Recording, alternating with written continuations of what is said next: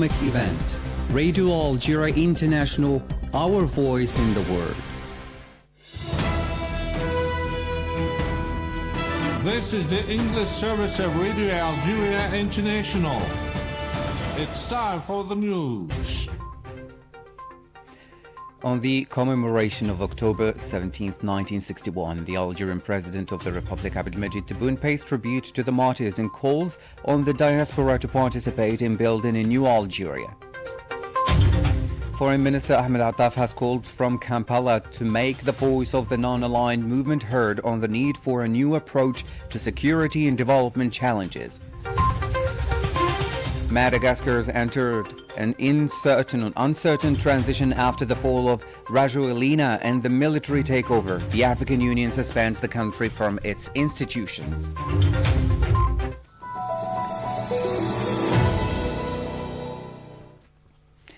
Algeria will commemorate tomorrow the National Day of Immigration, marking the 64th anniversary of the massacres of October 17, 1961, perpetrated by colonial France against the Algerian community, an atrocious and shameful crime that the country, known as the land of human rights, has tried to conceal for decades, but which continues to haunt it to this day. The details in this report by Masoud Sharfi.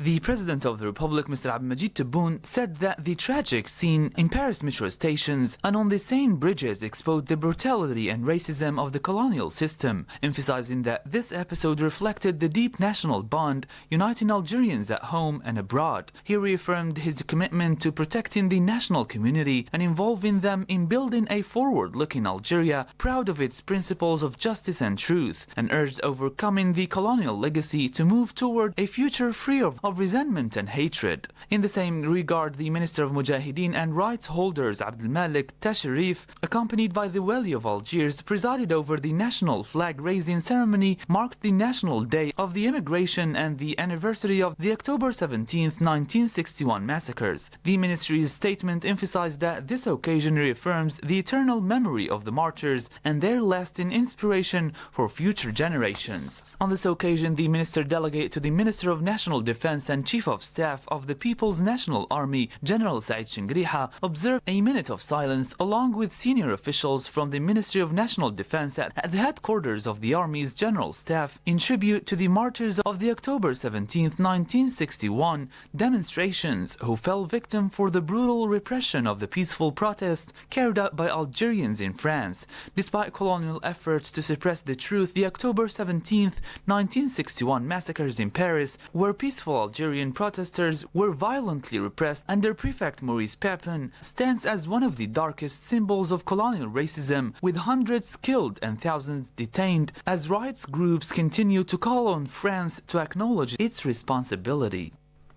On the occasion, President Tebboune has received former war veteran or freedom fighter Jamila Bouhirda. Earlier, a minute of silence was observed across the national territory to honor those who sacrificed their lives for the independence of the country. President Tebboune has presided over a ceremony in Algiers in honor of Algerian athletes who have won medals at the World Para-Athletics Championships in New Delhi, the World Athletics Championships in Tokyo, and the Arab Basketball Championships in Bahrain, as well as the national football team that qualified for the 2026 World Cup. Now, the Minister of State in charge of Foreign Affairs, the National Community Abroad and African Affairs, Mr. Ahmed Attaf, has stated from Kampala, Uganda, that the non-aligned movement is called upon to make its voice heard on the need for a new approach to meet the challenges related to security and development. Masoud Sharfi again.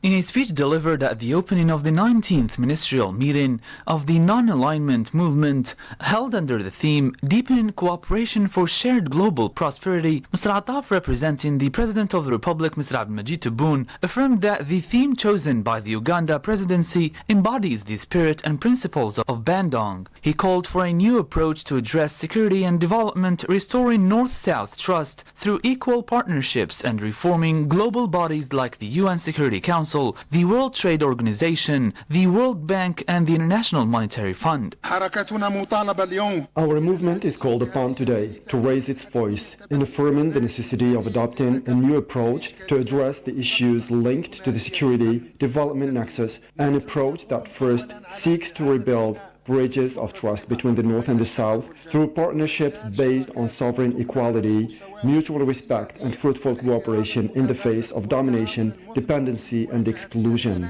Second, aims to correct the structural imbalances of the international system, starting with the United Nations Security Council, passing through the World Bank and the International Monetary Fund, and reaching the World Trade Organization. And third and finally, focuses on implementing all international commitments related to supporting sustainable development. Mr. Attaf added that this should include development financing, debt crisis management, climate justice, good governance, support for innovation, and technology transfer to developing countries. The meeting coincided with the 70th anniversary of the Bandung Conference, a historic milestone that paved the way for the creation of the non-aligned movement, marked the start of decolonization in Africa, Asia, and the rest of the world, and represented a pivotal stage in the shared journey of which all members of the movement, especially Algeria, are proud. The Minister of State recalled that Algeria's liberation cause gained its first support at the Bandung Conference and praised the movement's commitment to Bandung's principles, liberation causes and reform of the global governance system. Algeria has not forgotten and will never forget that its liberation cause found in the Bandung Conference its first supporter, its strongest advocate, and its best ally in solidarity, one that upheld the justice of its cause and had the great merit, all the merit, of registering it as the first decolonization issue to be directly included on the agenda of the United Nations General Assembly. As we recall the support of our brothers and friends, we salute our movement's steadfast adherence to the principles, the spirit, and the aspirations of Bandung, as well as its firm commitment to its authentic and deeply rooted positions in support of liberation causes across the world, while also calling for the reform of the international governance system in all its dimensions: economic, political, monetary, and commercial. In this regard, he added that Algeria values the meeting's conclusion on Palestine, noting the Palestinian people's hope for a lasting ceasefire and a political process leading to an independent state. Algeria values what has been stated in the final documents of this meeting regarding the Palestinian cause in particular and the issue of security and stability in the Middle East in general. The Palestinian people today live in two hopes, one smaller and one greater. The smaller hope is to consolidate the ceasefire agreement, ensure its respect, and effectively meet the urgent needs of our people in Gaza. The greater hope is that this step will be accompanied by a serious political process that places among its top priorities addressing the core and essence of the conflict through ending the occupation of Palestinian and Arab territories and expediting the establishment of an independent and sovereign Palestinian state as a just, lasting, and final solution to the Israeli-Palestinian conflict. Mr. Attaf reaffirmed Algeria's support for the Sahrawi people's right to self-determination in line with the NAM's principles and UN resolutions. For their part, the Sahrawi people ask for nothing more than to be enabled to exercise their legitimate and lawful right to self-determination and to decide their own future freely without any coercion or guardianship. Algeria fully aligns with the firm and principled position of the non-aligned movement in this regard, a position from which our movement has not deviated throughout the past 5 decades, in accordance with the resolutions of international legitimacy and in respect of the United Nations' long-established doctrine on decolonization. That was the Minister of State in charge of Foreign Affairs, the National Community Abroad, and African Affairs, Mr. Ahmed Attaf. Meanwhile, Mr. Ahmed Attaf has been received in Kampala by the President of Uganda, Yoweri Museveni. He presented the Ugandan President with a handwritten letter from President Tebboune and conveyed his greetings and deep appreciation for his efforts in the service of the African continent and in assuming the presidency of the non-aligned movement, while reiterating the President of the Republic's willingness to continue working together to strengthen relations between the two brotherly countries. For his part, President Museveni instructed Mr. Attaf to convey his warm greetings to President Tebboune while expressing his great pride in their constant commitment to strengthening Algerian-Ugandan relations and their ongoing and firm determination to work together to defend the interests and priorities of the African continent in particular, and the interests and priorities of developing countries in general. Now, the Prime Minister, Mr. Sifirayeb, has begun a welcome visit to the province of Shlef on behalf of the President of the Republic, Mr. Abdelmajid Tebboune. During the visit, he inaugurated the Pangpu plant for the manufacture of buses and trucks. Now, the Speaker of the Council of the Nation, Azouz Nasri, has met in Rome with the Chairman of the Italian Senate, Ignazio La Russa, as part of his participation as representative of the President of the Republic, Mr. Tebboune, in the summit of the Aqaba process on West Africa. The meeting was an opportunity to review the relations between Algeria and Italy and the means to strengthen and maintain the positive momentum they are experiencing thanks to the common political will of the leaders of the two friendly countries. Now, in the Western Sahara fire, the Sahrawi people have once again received broad support from Latin American countries and the Caribbean during the proceedings of the Fourth Committee of the UN General Assembly in charge of special political questions and decolonization in favor of the right to self-determination and independence. In line with the UN General Assembly Resolution 1514 on the granting of independence to colonial countries and peoples, the representatives of many nations reiterated the urgency of a solution which puts an end to the current colonial situation in Western Sahara, a non-self-governing territory for more than 60 years and occupied by Morocco since 1975. More details with Said Bougazi. Cuba, through its representative, demanded a fair, sustainable, and mutually acceptable political solution that enables the Sahrawi people to determine their own future, rejecting unilateral decisions that ignore the rights of the Sahrawi people and violate international law and UN resolutions. Nicaragua and Bolivia expressed their firm and historic commitment to recognize and defend the inalienable rights of the Sahrawi Arab Democratic Republic to freedom, self-determination and national sovereignty. Both stressed the urgent need to establish a process and called for a referendum supervised by the United Nations. For its part, Guyana reaffirmed its support for the UN resolutions, urging all parties to respect and adhere to these resolutions, stressing that the resolution of the conflict would contribute to the stability of the region. Peru, in turn, stressed that a political process supported by the MINURSO, United Nations Mission for the referendum in Western Sahara, and by the personal envoy should guarantee acceptable conditions for all parties. Finally, the Community of Latin American and Caribbean States, CELAC, reiterated in a joint statement its strong support for all relevant resolutions of the General Assembly and the Security Council relating to Western Sahara. The primary objective, the joint statement continues, is to achieve a just, lasting and mutually acceptable political solution that guarantees the right to self-determination of the Sahrawi people. Now, Madagascar is experiencing a new stage of political uncertainty following the fall of President Andry Rajoelina and the rise of power of Colonel Michael Randrianirina. In a context of massive protest, violent repression, and international condemnation for what many call an unconstitutional change of government, Madagascar faces a deep political crisis after President Andry Rajoelina left the country in October, citing threats to his life. The National Assembly voted for his removal following 3 weeks of youth-led protests over water and electricity cuts, which escalated into a widespread revolt, leaving at least 22 dead and over 100 injured. The international community reacted with concern while the African Union suspended Madagascar, calling the power change unconstitutional on warning of possible sanctions. The UN and France stressed respect for democracy and the rule of law.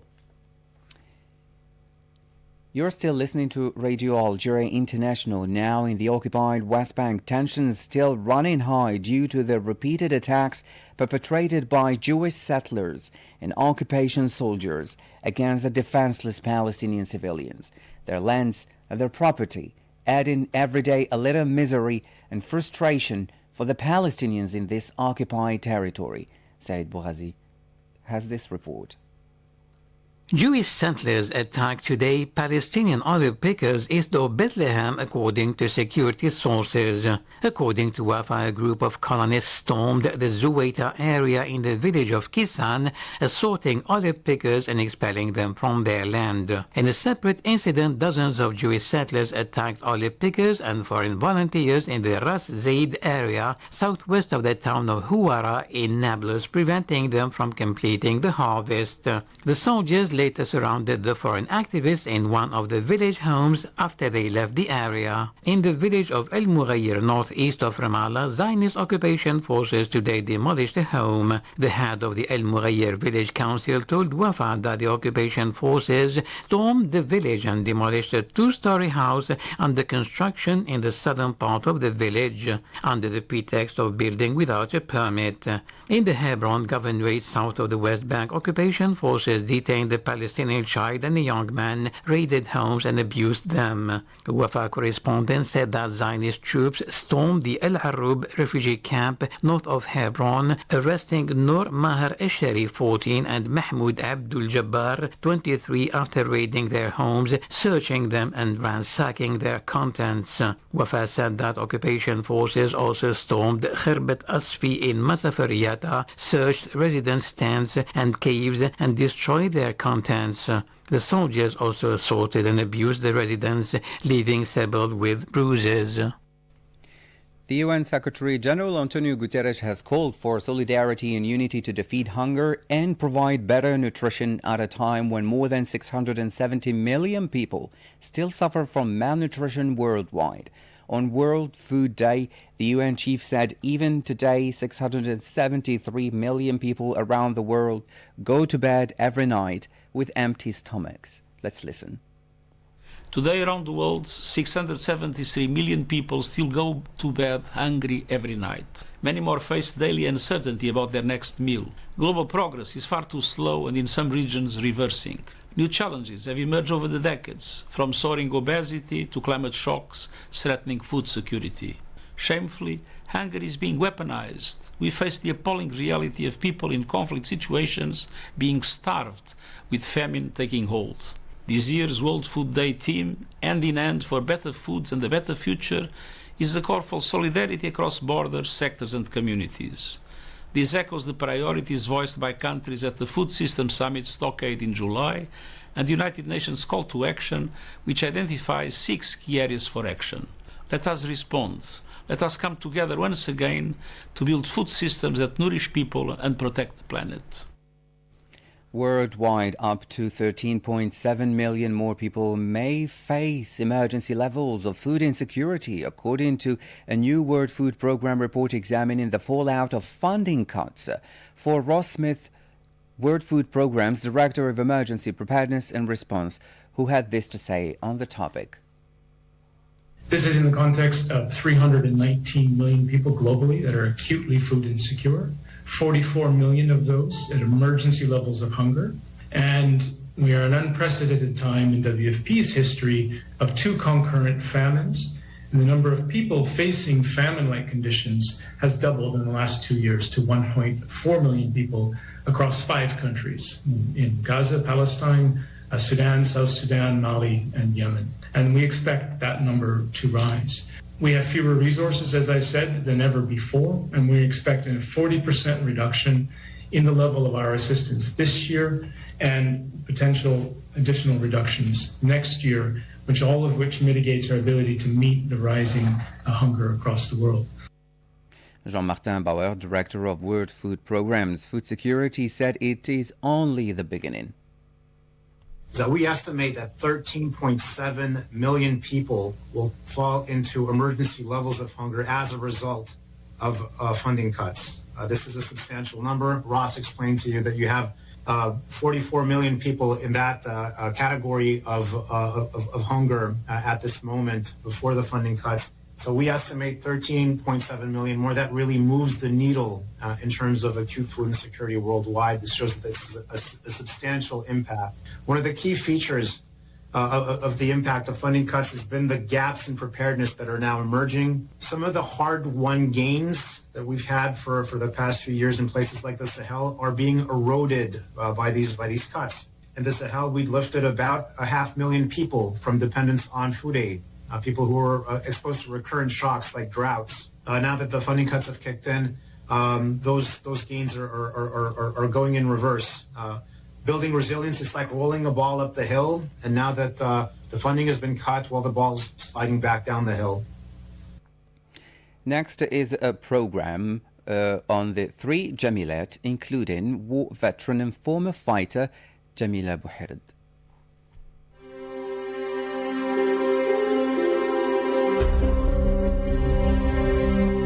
Hello and welcome to this special program in which we pay tribute to three of the most well-known female freedom